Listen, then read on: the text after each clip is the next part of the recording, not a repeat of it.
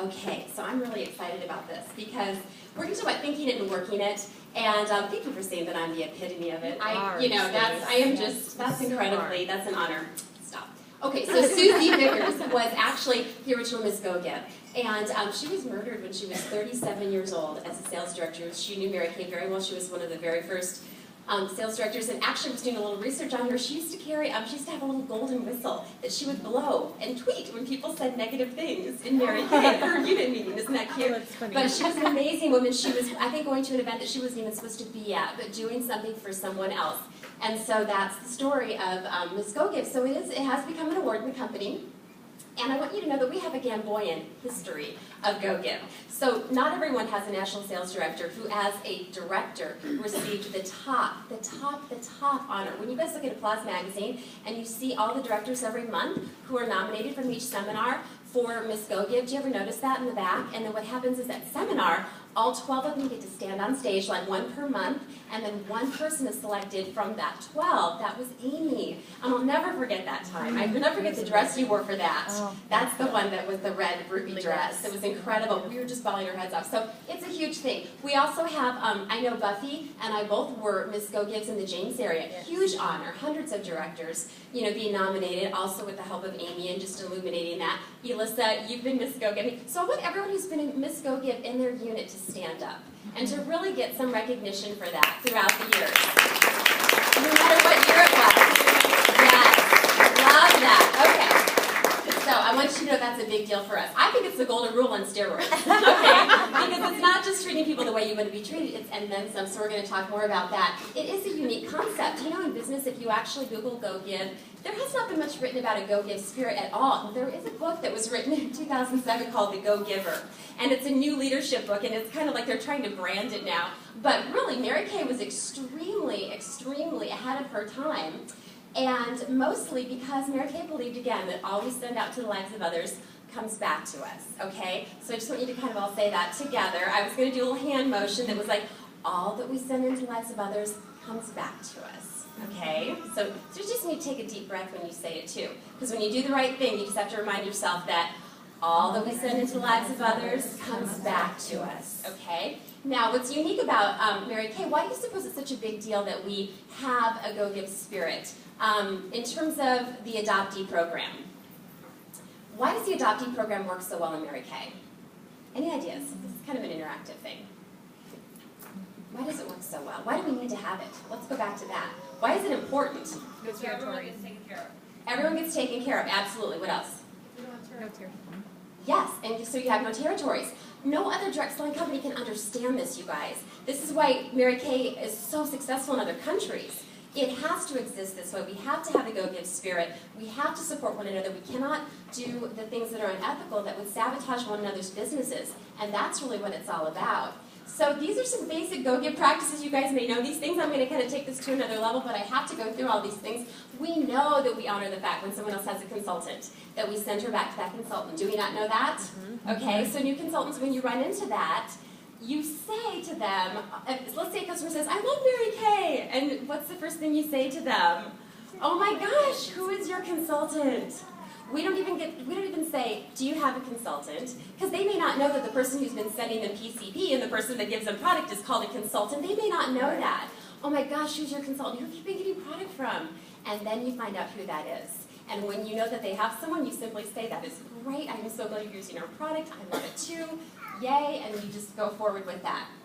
So that's very, very important, okay? And so that kind of goes without saying. Here's some other basic things. So let's say someone else is someone else's customer.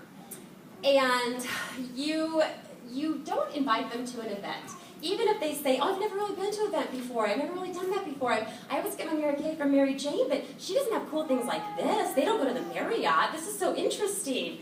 Why would you not even bother to invite that person into that event? Give me some ideas about that.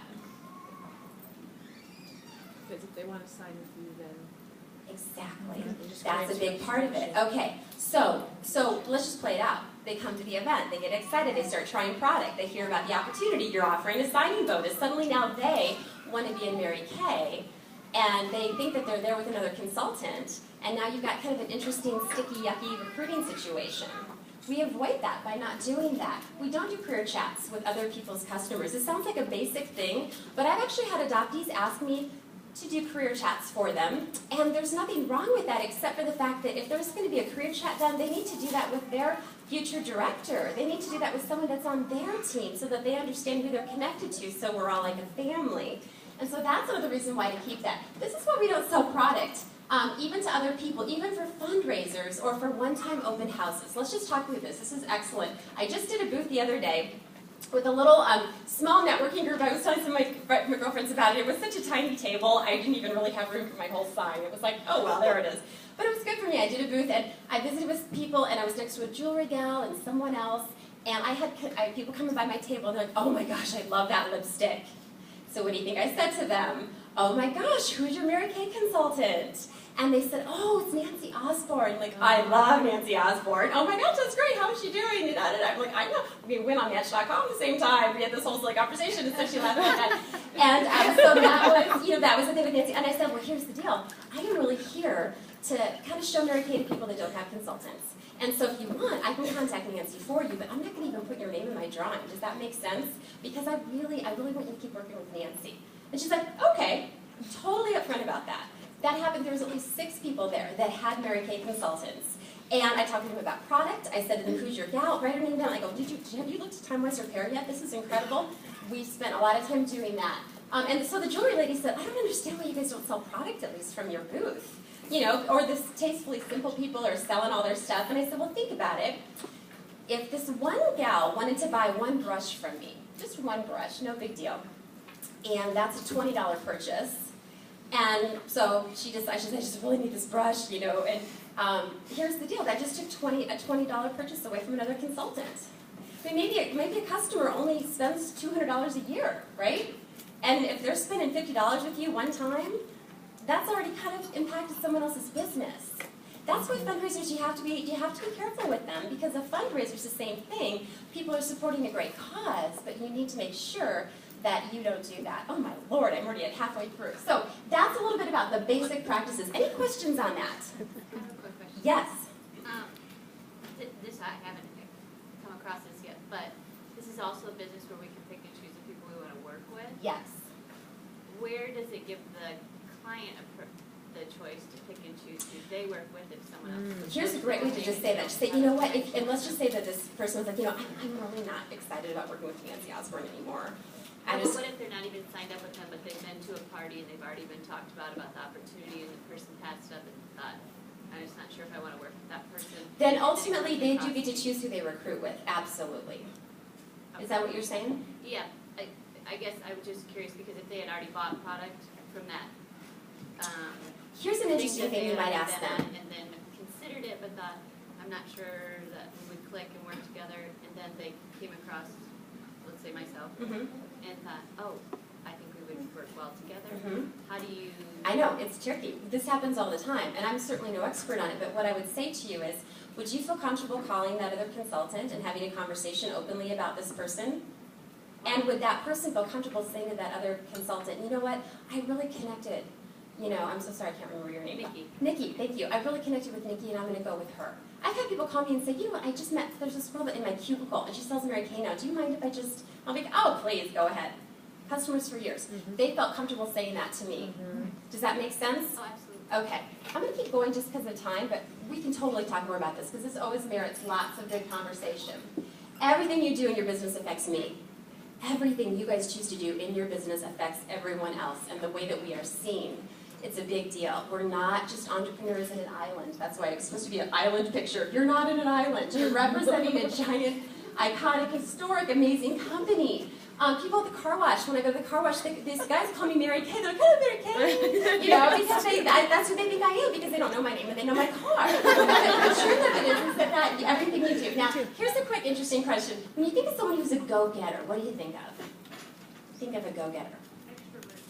Extrovert. Extrovert? What else? Do a lot in a short amount of time. Do a lot in a short amount of time. Excellent. There's nothing wrong with being a go-getter, okay? Here's actually the definition. This is fun. An aggressively enterprising person, a high achiever, a success story, okay? Sometimes people think that you cannot be go give and go get. And I would say that I absolutely think you can be both and should be both. So don't ever think that if you're a highly go-give person, it means that you are not a go-getter. Does that make sense? Sometimes people think, oh, the minute I'm go-give, I'm giving away all my customers, and I'm not going to move very fast, and, oh, well, doing the right thing again, blah, blah. Because everything we've done out the lives of others comes back to us, right? So that's very, very true. This is interesting. Mary Kay called it go give. She didn't just say give. She just didn't talk about servant leadership. This is an action, okay? So I want you to think about this. We initiate to do more than is necessary. So when someone says, do you have a consultant? What we do is we don't just say, okay, here's an example. Kimberly, the gal that you had, we talked about this after meeting. She had a guest who was really kind of excited about recruiting. She found out immediately her grandma was in Mary Kay. And so, of course, Kimberly's not going to recruit her. Her grandma's in Mary Kay. We talked about it afterwards, and I thought, let's take it a step further. You need to call that grandma and say, oh my gosh, you may not even know this. Your granddaughter showed up at an event. She's fired up about Mary Kay. Do you realize this? You should give her a call right away. There's that 48-hour window after you're at an event. So rather than just kind of passively say, okay, that's not my person, we actually need to take it further and help each other, don't you think? Yes. Isn't that the and then some? You do it when you have a mindset that there's more than enough, that there's plenty of faces, that God is good, that people want to do good. You have to get into that mentality. And if you need help with that, talk to your director, talk to Amy. We have ideas about how to help shift your thinking and have it grow in that way. Okay, what do babies and dogs have in common? This is my dog, Bailey. That didn't turn out very well. She's no longer with us. But I love babies and dogs. They're two of my favorite things. People who know me. And actually, I have to dust off my why because without getting into too much of an I story, the main reason why I started Mary Kay was because I was wanting to pay for infertility treatments and really thought my Mary Kay business was going to help me have a baby. That's a big why. I mean, seriously. And then after that, I thought, well, maybe it'll help my husband at that time retire because he had Tourette's and super creative but very stressed out. And I thought, but he just didn't have to work a full-time job. Well, now I'm no longer married, never did have a baby, and now I got to figure out my why. And I think that's a big reason why I have not been at the level that I want to be at, which is really interesting. But yes, they're my two favorite things, and this is the best part about that marriage, is that Josh, my stepson, now has 2 children, and those are their little babies. And so I get to listen to them because they still have a relationship with me, and they call me Gigi, and it's so fun. But the point of babies and dogs, although they are used in many ad campaigns, they ask for nothing. They ask for nothing. They just want to make you smile. And that's how we have to be when we're go-give. Does that make sense? We have to just, I mean, I always say, you know, a dog is not trying to sell you anything. You know, a dog is not trying to ask you out on a date. You know, a baby's not trying to get you to do it. I mean, it's just beautiful. So I want you to think a little bit about making people happy for no other reason than that, okay? Okay, Dale Carnegie, this is a great book. If no one has ever read it, dust it off. It is way back in the day. Dale Carnegie was one of Mary Kay's favorite books about how to win friends and influence people. And listen to all these things. These are the chapters. Can you tell that was Mary Kay's favorite book? Listen to more than you talk, make others feel important, don't criticize, condemn, or complain, express honest and sincere appreciation, and smile. She got so many of her principles from this book. It was written in like 1936 or something, so it has some old-time references, but it's the old-fashioned how to win friends and influence people. It's a great read. If you feel like you're not feeling very go-give, read that book. And he always talked about using people's names. Okay, here's the other thing. John Maxwell talks a lot about adding value. He's an amazing, amazing author. Who's read a good John Maxwell book ever? Yes. Okay, and you can like read volumes of them. So what the deal with John Maxwell? Am I getting close to the end? Okay, yes, a little bit. Okay, is that he always wants to add value to every single scenario that he comes to, even at his level, whether it's an individual conversation or whatever it is. Think in terms of that. Am I adding value every time I'm around someone? Not what I can get from them, but I'm not just like, I'm here to serve if you need me in a passive way, but how did I just add value? Values, the worth, the benefit, using words like that. How could this benefit you? How could I help you with this? And then, of course, going back to the people are not objects, the people are people, which is kind of related to a book that the directors are reading right now. Really quick, we have to gain trust in our business. Do you agree that getting trust is huge when you're in sales? Yeah. Okay, Yes, people already know that you're trying to sell them something, so we need to let them know that I listen to TED Talks all the time. Does anyone else listen to TED Talks and just get little information? This particular TED Talk was about how to get trust, competency, reliability, honesty, all part of getting someone to trust you. But here was the interesting one, vulnerability, being vulnerable. You know, being able to be a little bit open with people, that helps gain trust. That helps you be more go-give. Let's see, what else do we have? A few more minutes to whip through some things. Oh, this is my last one, I love it. This is on my phone. Why do you suppose in the world I would put this up here? What do you think of when you think of the oxygen mask? Take care of yourself first. Yeah, you have to take care of yourself first. Or take care of yourself Right. first. Because otherwise you can't go over because you don't have the oxygen and the little people without oxygen don't, okay. So, you understand the concept. So what it is I think a lot of times why people aren't go-give. I have a great positive outlook where I don't believe people sit around trying not to be go-give. First of all, I think we just don't know the why behind it. You know, people they just do things and they don't understand the impact. I think it's just a lack of knowledge. So now you guys can know that you don't have that excuse anymore. But the other reason why I think we're not go-give is because we're not taking care of ourselves, okay? Think about it. The last time you made a bad decision, or, or took something personally, or maybe snapped, or you were desperate for money, or you had a Jell-O booking, not a firm booking, a Jell-O booking, where you're like, hey, maybe they'll come, and you're living in a fantasy world about that. And then you really need money, and you're like, oh, and then maybe you might be a little bit more pushy with sales. Maybe you might not refer that person back to their consultant. You need to take care of yourself. You need to be in a good place so that you can give your best to others, because Amy and I are talking about this. You need to decide on the front end that you're going to be go-give all the time. Because when you're under stress and you're being tested, that's when it's going to be challenging. It's kind of like you have to make a decision to have good, healthy habits, not just, like when you're starving to death and trying to diet, you're just going to, you're going to the grocery store and you haven't eaten 2 meals, you're going to eat a bunch of chocolate. You need to decide on the front end how to take care of yourself. Does that make sense? So that's kind of my little random thoughts about go-give, but I'm so proud of you guys for being in this area. I had to put this little picture in. This is like a picture of me and when I was in Red Jacket. And I really have gotten so much cuter. Thank God. I've gotten better looking. 10 years ago. So, but anyway, that's Leanne and Karen, and Leanne helped me as one of my amazing women on my unit. And Karen was the person that helped me get into team leader, and they're still in my unit today. But the point is, it's a journey.